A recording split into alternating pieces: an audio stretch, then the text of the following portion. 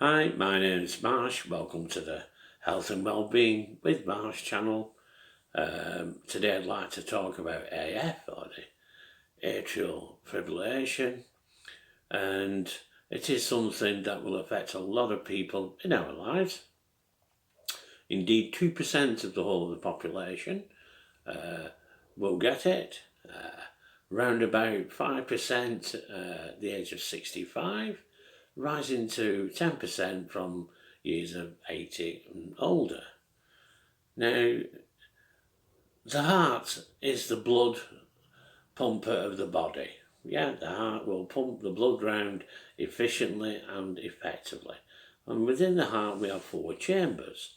2 chambers at the top and 2 chambers at the bottom. The chambers at the top are called the atria, and the 2 chambers at the bottom are called the ventricles. And we then have what I refer to as the spark plug of the heart. It's called a sinus node, which sends out an electric charge. And the issues start when it is that other areas start sending out random messages to the heart, and then in effect it causes the heart to run inefficiently and ineffectively, and it can lead to blood clots, and if that reaches the brain it will likely cause a stroke.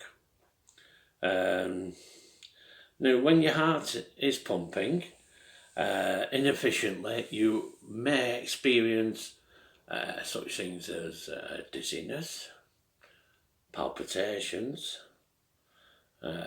shortness of breath and tiredness. Now, depending on the way it will affect you will depend on the way that it is treated. Some people may not know that they have the issue and it remains undetected. Some people have mild cases and some will have serious cases. Some may only find out it is, for example, when you go into the doctors and you're having your pulse rate checked, or it is that you're having your blood pressure checked, and these things show up. Most of the high risk category are people who are obese or have high blood pressure. They might currently already have heart valve problems, and they're at a higher risk.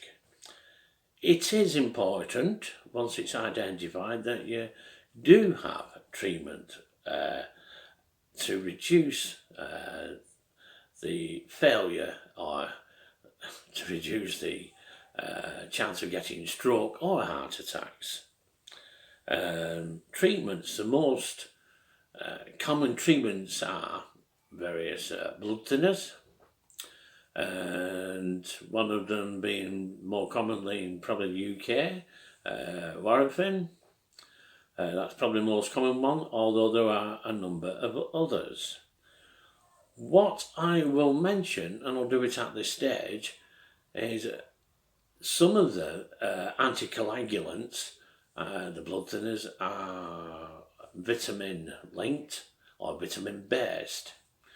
And we've always been under a belief, and it's quite a good belief, eat plenty of fish, plenty of veg. But one's got to be careful with one particular anticoagulant is vitamin K, normally found in leafy vegetables. How should I say? If it is that you eat plenty of leafy vegetables, make sure that your doctor knows, because or if it is that you feel stereotyped to follow the herd and to go and have plenty of leafy vegetables, make sure you liaise that with your doctor. Yeah. In fact, any anticoagulants that he may suggest just mentions the effects on like your food take or your dietary intakes, because at the end of the day, one would hope that the doctor would identify that with you and discuss it, what it is that you normally eat.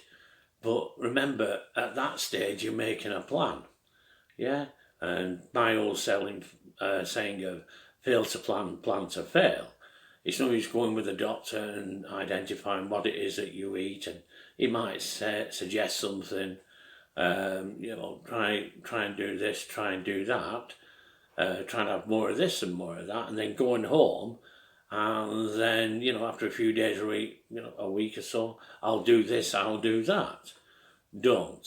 You've agreed a plan, and ensure that the same people around the table when it is that you wish to change that plan or suggest it. Just in it is that if he advises no, or yeah, fine.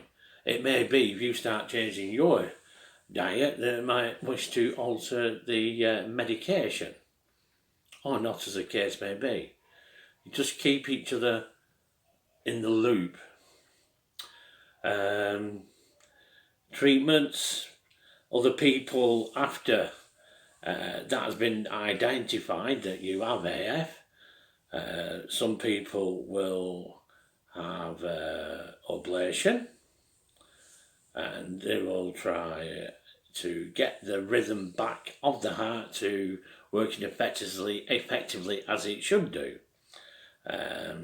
What I will say is, at some stage, one might feel fit enough and you think yourself, you get back into your old ways, I can do this, I can do that. I would suggest that for some time you may be off work. Check with your doctor if it is that you're okay to drive or not.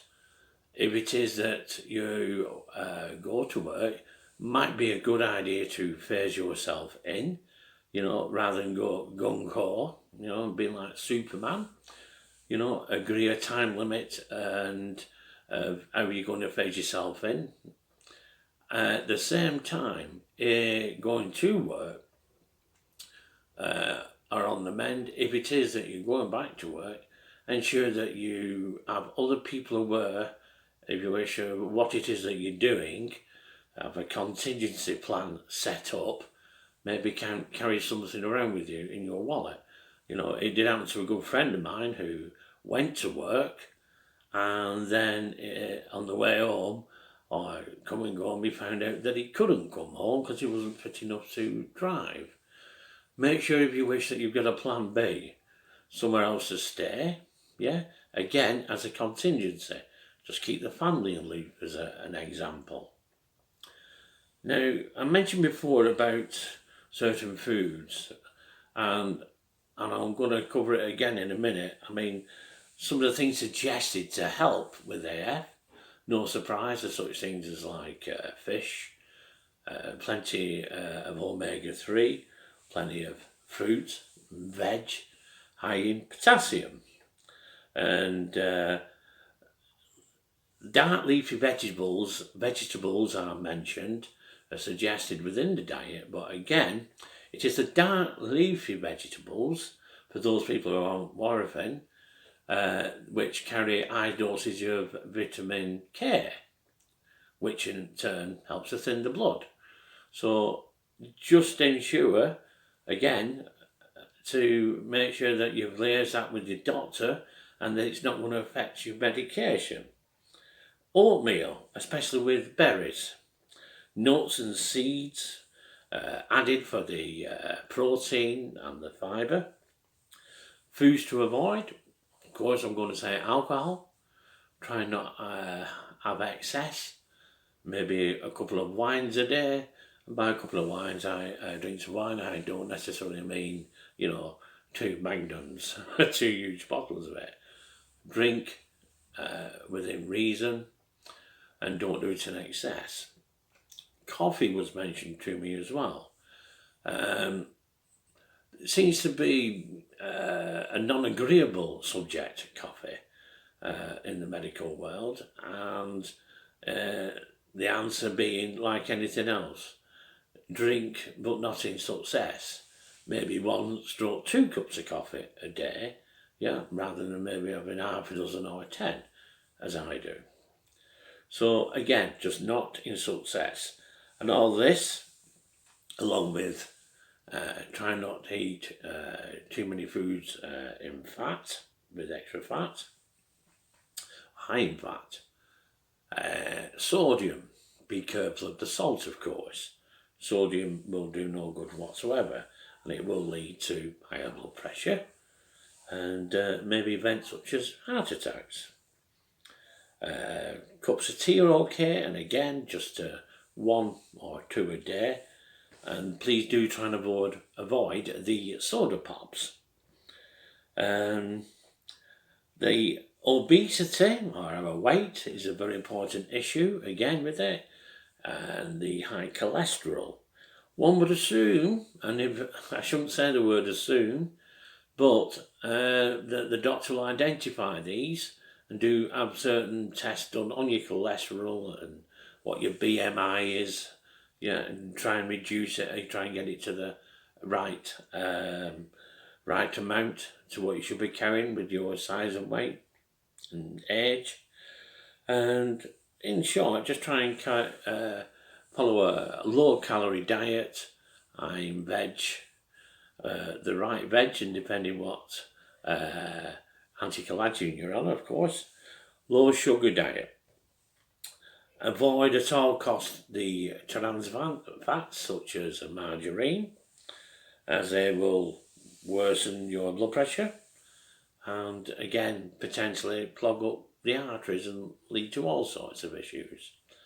What I will say is I do hope that you liked the video, if it is that you did, and please subscribe and keep up the good fight. Have a good day and a good afternoon from lockdown in Berlin.